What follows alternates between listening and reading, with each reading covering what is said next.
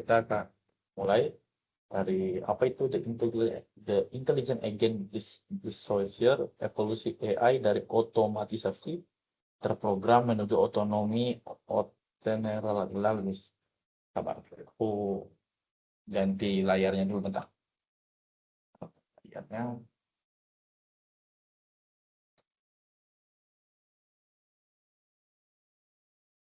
Oke, nanti teman saya yang akan menjelaskan mengenai slide tadi.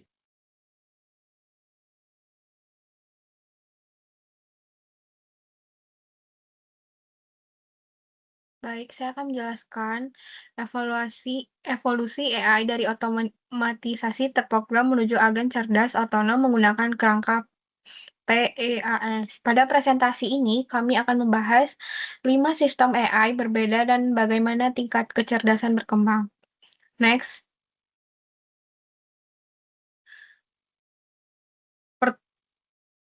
Yang sebelumnya. Slide kedua. Nah, ya. Penjelasan konsep PEAS. Pertama, kami menggunakan konsep PEAS, yaitu performance sebagai tujuan atau keberhasilan sistem. Yang kedua, environment sebagai lingkungan tempat AI bekerja. Yang ketiga, actuator sebagai alat untuk bertindak. Yang keempat, sensor sebagai alat untuk menerima informasi. Keempat komponen ini membentuk intelligent agent, yaitu sistem yang dapat merasakan, berpikir, dan bertindak secara otomatis. Next. Berdasarkan analisis kami, AI memiliki tingkat kompleksitas yang berbeda-beda. Ada yang pada level 1, AI sederhana seperti robot vakum. Level 2, AI sosial seperti Moxie. Level 3, AI navigasi kompleks seperti drone Skydio. Level 4, AI humanoid seperti Neo. Semakin kompleks lingkungan, semakin tinggi juga kemampuan AI yang dibutuhkan. Next.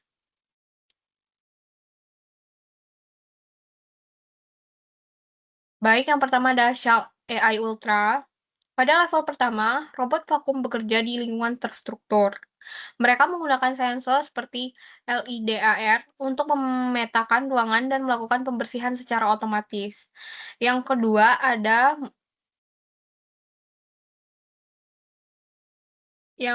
ada Derma X40 Ultra, Structure Like Smart Recognition, LED bawaan untuk area gelap. Performansnya pemetaan multi-lantai, adaptasi strategi otomatis, aktuatornya daya hisap super, sikat anti jerat, dan sistem MOP yang bisa dicuci dengan air panas dan dikeringkan otomatis. Shared environment-nya, rumah dalam ruangan, furniture lantai, keras, karpet, debu, perubahan tata letak harian. Next. Selanjutnya ada Muxi Robot. Muxi Robot merupakan AI yang berfokus pada interaksi sosial. Robot ini mampu berkomunikasi dengan anak dan menyelesaikan pembelajaran berdasarkan emosi pengguna. Next. Selanjutnya ada Skydio X2 Drone. Pada level tinggi, Sky X2 mampu bernavigasi di lingkungan outdoor yang kompleks. Drone ini menggunakan AI untuk menghindari rintangan dan menentukan jalur secara real-time. Next. Yang ketiga ada Neo Humanoid, era AI Generalist Technology. Level tertinggi adalah Neo Humanoid Robot. Robot ini bekerja di dunia nyata yang tidak terstruktur dan mampu melakukan berbagai tugas seperti manusia. Neo menggunakan AI yang bersifat general purpose atau serbaguna. Next.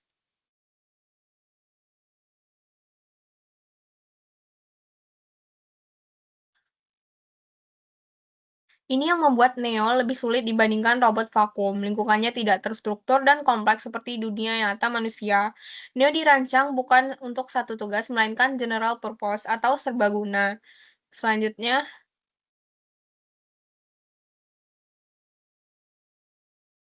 ini adalah matrix diagnosis agen cerdas seperti robot, ada tipe kecerdasannya spesial atau navigasi, karakteristik lingkungan, dan input sensorik utama, dan tingkat otonomi.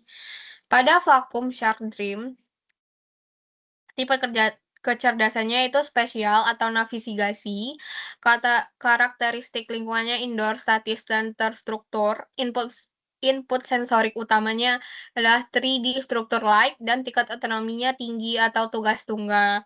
Dan yang lainnya seperti muksi, kognitif, emosional, indoor dinamis sosial, kamera wajah, mikrofon suara, respon terpola.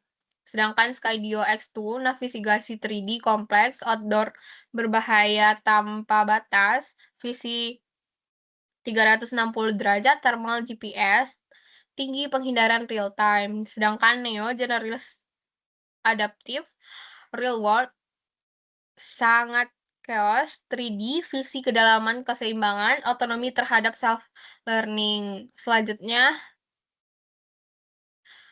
baik, artificial intelligence telah berevolusi melampaui otomatisasi terprogram. AI kini bertindak sebagai agen otonom yang memahami persepsi, mengambil keputusan, dan mengeksekusi aksi di lingkungan nyata, yang kompleks dan semakin mendekati kemampuan kognitif dan fisik manusia. Ada tier 1, tier 2, dan tier 3. Pada tier 1, otomatisasi sederhana, tier 2 persepsi dan interaksi, dan tier 3 sebagai agen generalis adaptif seperti robot Neo yang serbaguna dan berfokus pada pembelajaran berkelanjutan, interpretasi multitugas, dan replikasi kemampuan manusia. Next.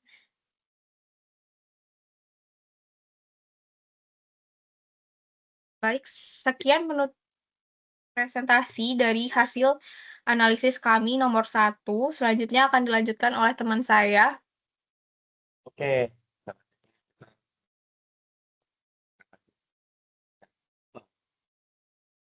Oke, izin masuk semuanya. Bagian navigasi boleh untuk tampilin. dari ITPLN. Ya, dari ITPLN ke sebentar ya. Ya, Ini dekrinya ada, Kak? itu udah. Udah, bentar ya. Oke, jadi sini ada blueprint navigasi kampus TPLN ke PIK. Boleh scroll ke bawah. Di sini ada arsitektur perjalanan berdasarkan hierarki jalan, di mana rute menuju Pantai Indah Kapuk dirancang secara sistematis melalui pendekatan diagram tree.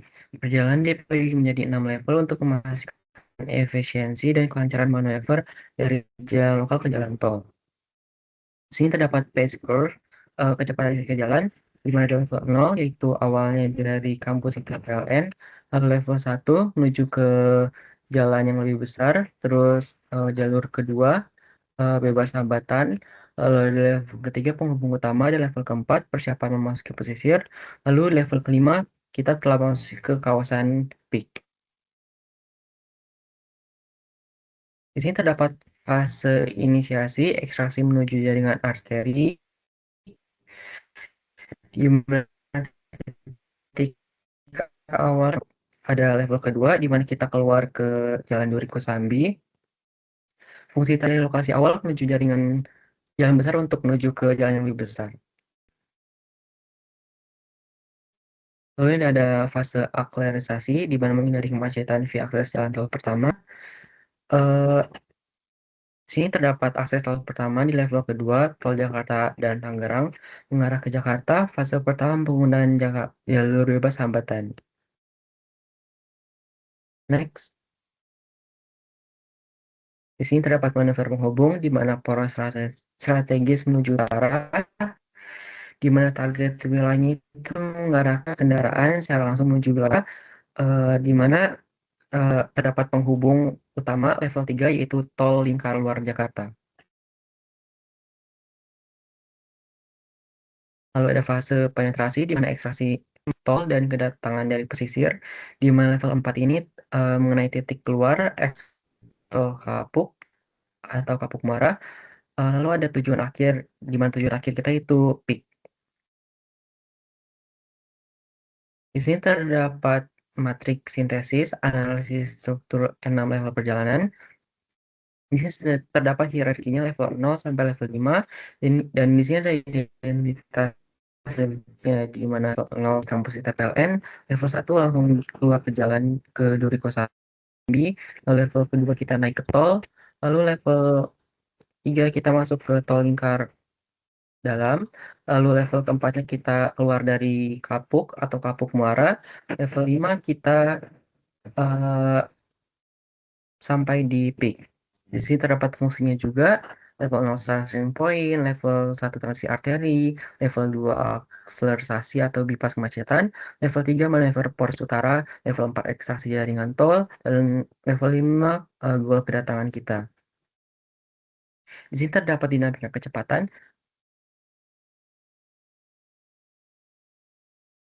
di mana level 0 itu low dan level 1 medium, level 2 high atau ini kebanyakan biasanya macet atau lebih ya kebanyak kendaraan. Lalu level 3 juga sama high, level 4 medium, level 5 low.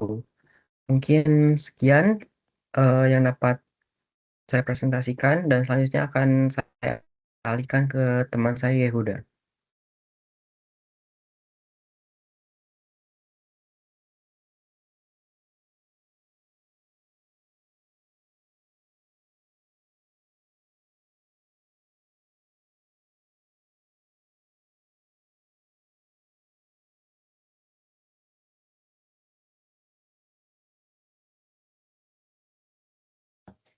Maaf. Oke, selanjutnya kita akan melihat, jadi tadi kan itu pembahasannya ya. Ini adalah boundary-nya. Ini aku tunjukin. Kelihatan nggak teman-teman? Nggak ya? Kelihatan nggak? Belum kelihatan. Kelihatan. Oke, ini kan tadi Belum dijelaskan sangat. belum Oh, belum kelihatan. ya? Oh, belum ya? Oke, berarti kita keluar lagi. Kita masuk ke screen window. Oke, bentar ya, screen aja. Oke. Ini gambarnya diagram tree yang tadi telah dijelaskan teman kami. Ya memang kita mulai titik awal itu kami menggunakan motor. Kami mulai dari kampus ITPLN, lanjut ke Jalan Duri Kosambi. Setelah itu kita lanjut ke Jalan Arteri Danmogot, lalu ke Kamal Muara, selanjutnya ke Jembatan Kamal, lalu ke PIK. Nah, rute akhir kami di sini ialah dari kampus ITPLN dan yang tadi telah disebutkan, itu adalah rute akhir yang kami dapat. Lalu informasinya kami menggunakan modal transportasi itu motor, estimasi waktu itu 40-60 menit dan jaraknya kurang lebih 15-20 km. Selanjutnya saya akan membahas mengenai manual untuk menghitung jarak menggunakan UCS. Oke, kita lanjut ke UCS-nya. Udah kelihatan belum teman-teman? Sorry. Udah kelihatan belum? Udah. Udah. Oke. Untuk polisinya sendiri, saya menggunakan import Grab. Yang itu didefinisikan berdasarkan diagram tree rute motor yang tadi. Kami menggunakan bobot jarak yang disesuaikan agar total kumulatif berada di rentang 15-20 km. Di sini codingannya itu ada Grab itu diisi dari ITPLN yang 3 dan 10 ini, yang warna hijau ini itu adalah koordinatnya sama seperti yang teman-temannya yang Jalan Duri Kosambi dan lain-lain. Oke, dev ini kita itu dia nanti dia tuh sebagai priority queue untuk menyimpan total jarak, not sekarang, jalur yang ditempuh, dan total waktu. Nah, while queue itu mengambil jalur dengan total jarak terendah atau pos terkecil. If itu ya gabungan dari while tadi, dia tuh sama tadi mengambil jalur juga dengan total jarak terendah. Jadi dia ambil fixed visited 8 current node. Nah, lalu yang di bawahnya ini, jika sudah sampai di tujuan atau goal, nanti dia akan menghitung berapa sih jarak yang ditempuh dan waktu berapa menit yang kita dapat sampai ke peak tadi. For ini itu dia digunakan untuk mengeksplorasi tetangga atau rute selanjutnya. Jadi tadi kan ada rute mulai dari ITPLN, Duri Kosambi, dan Mogot. Nah itu nanti dia hitungnya dari situ. Oke, selanjutnya eksekusi program. Nah, di sini ada start point, yaitu kita mulai dari ITPLN, destination itu peak tujuan. Kita masukin base path, total kilometer, total min itu sama dengan menit ya. Lalu sama dengan UCS, ITPLN, to peak, grab, start point, destination. Output hasilnya itu print, kita print F jalur utama. Nah, ini itu dia mencari jalur yang nanti kita akan lalui gitu loh. Nah, total jarak itu nanti hasil dari jarak yang kita udah tentuin tadi. Total waktu, nah itu nanti waktu akhir yang kita dapat dari outputnya nanti. Validasi otomatis itu digunakan untuk kita menghitung contoh jarak 15-20 km. Kita menggunakan if 15 kurang dari sama dengan total km itu 20 km. Kalau 15 berarti dia lolos. Kalau dia lebih dari 20 dia gagal. Sama pun untuk yang waktu. Nah, hasil pencarian rute terbaik menggunakan UCS itu adalah jalur utama, TPLN, Jalan Duri Kosambi, Jalan Arteri dan Mogot, Jalan Kamal Muara, Dadap, Jembatan Kamal, baru peak tujuan. Total jarak itu 17 km dan total waktu ditempuh itu 1 jam. Ditempuh 1 jam. Dan validasi ketentuan ialah jarak 15-20 km dia tetap termasuk. Dan waktu pun sama, dia tetap termasuk. Oke, di sini penyesuaian jarak setiap segmen jalan seperti jalan Duri Kosambi ke arteri dan Mogot, kita menggunakan bobot yang lebih kecil agar total akhirnya menjadi 17 km. Karena target kami itu ialah 15-20 km. Berarti range-nya tuh tidak lebih dan tidak kurang. Gitu. Dan sama seperti yang tadi dijelasin, ini cuma struktur node saja. Logika waktu ini digunakan untuk kami menghitung perkiraan waktu dari ITPLN ke peak. Dan apakah perjalanan itu menempuh waktu 1 jam? Oleh karena itu kami menggunakan rata-rata yang biasanya 40-60 menit perjalanan menggunakan motor. Sekian dari hasil pemaparan materi kami. Kami memang menjelaskan sedetail-detailnya, sebaik-baiknya, dan rute itu kami telah tentukan dan kami telah eksplorasi juga melalui Google Maps. Memang kadang ada ketidaksesuaian karena jalannya itu di Google Maps sama yang kami itu kadang berbeda. Kalau di Google Maps itu langsung dia mencari jalan tercepat. Kalau kita kan harus mencari jalan yang benar-benar yang bisa dilalui oleh motor. Karena jalan tol itu motor tidak bisa lewat. Itu saja dari kami. Ada kata-kata dari teman-teman? Oke, tidak ada ya. Oke, sekian dari hasil presentasi kami. Kami mohon maaf jikalau dalam presentasi ini kami ada kurang. Assalamualaikum warahmatullahi wabarakatuh. Waalaikumsalam. Oke.